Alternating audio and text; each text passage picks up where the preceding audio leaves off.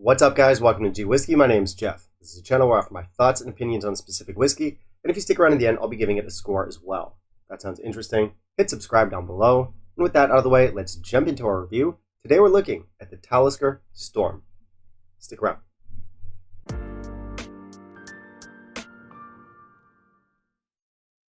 Alright, so it's another Talisker review today. I'll be looking at the Storm. I've done quite a few Taliskers already on the channel. I've looked at the 10, both old and new. I've checked out the DE, or the Distiller's Edition.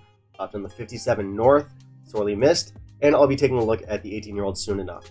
So I think it's pretty fair to say that I'm a fan of Talisker. I've liked pretty much everything I've looked at so far on the channel. So, yeah, I mean, it's a great distillate. They make great whiskey, good flavors in there. We have our gentle peat, we have our minerals, we have our pepper. Who doesn't like a good Talisker? And the answer to that is probably someone down in the comments. But hey, you know, you like what you like. Fair play. Leaves more for the rest of us.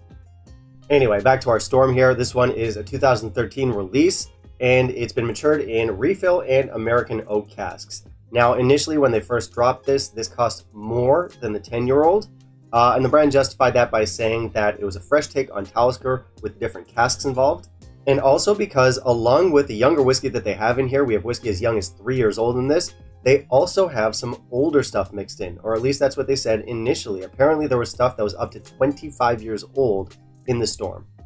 Fast forward to nowadays, almost 10 years later, this whiskey has dropped down in price. It's either going to be on par or slightly cheaper than the standard 10 now. And it's been met with pretty mixed reaction or reception over the years. Some people really do like this stuff, but I think widely speaking, the whiskey world's been pretty indifferent towards it.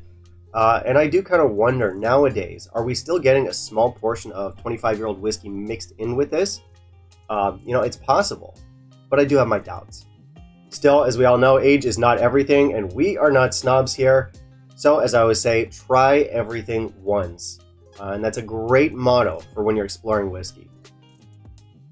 And a terrible motto for a weekend in Thailand.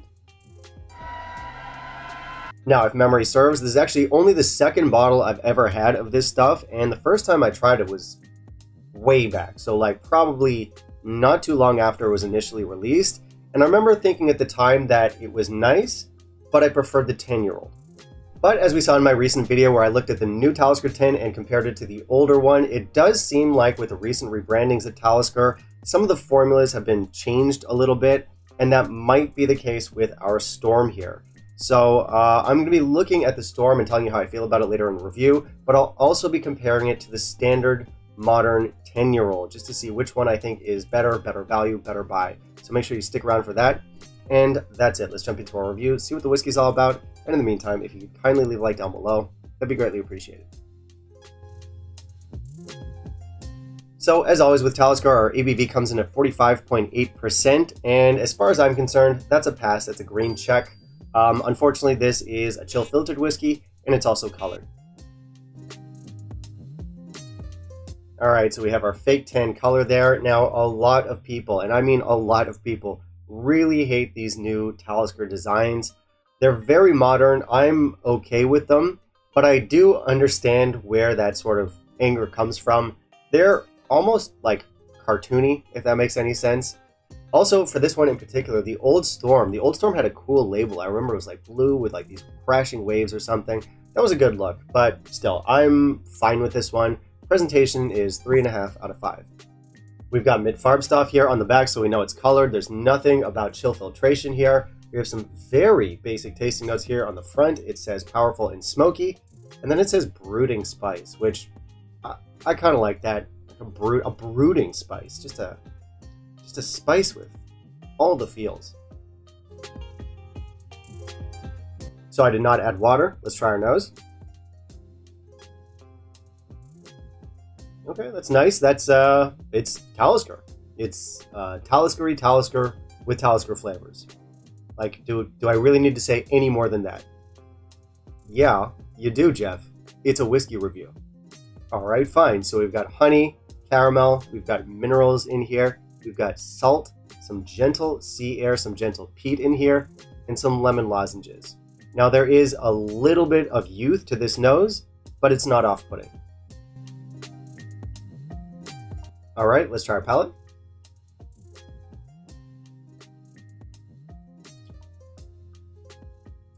Pretty decent mouthfeel here.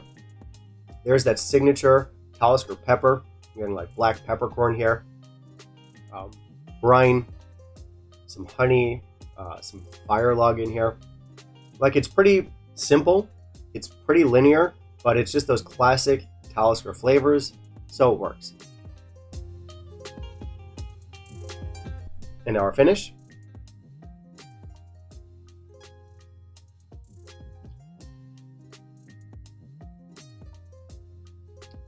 Chili. Our oak gets a little bit bitter here. Some spices, some pepper, some vanilla.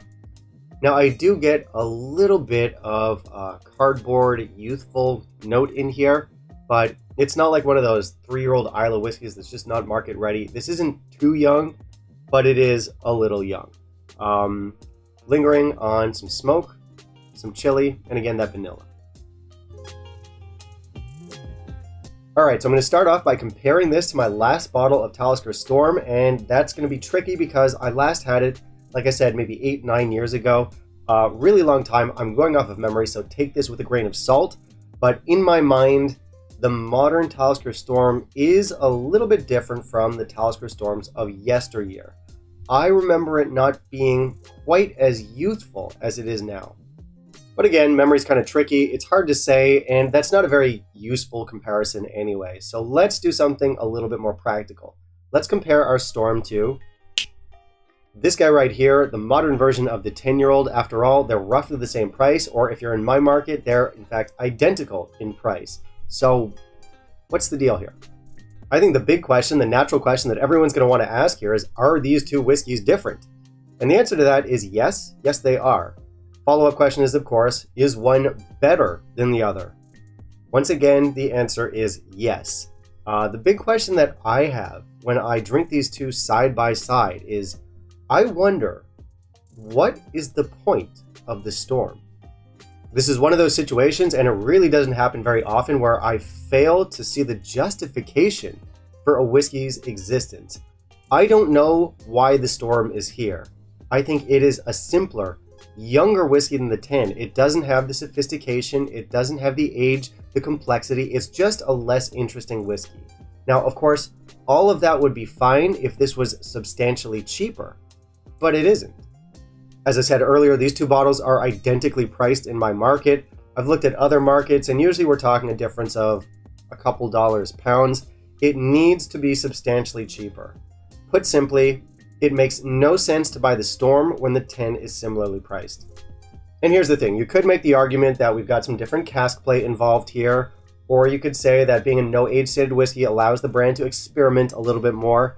That would be fair, but I call nonsense simply because of the price. Very bold choice, pricing this so closely to the 10.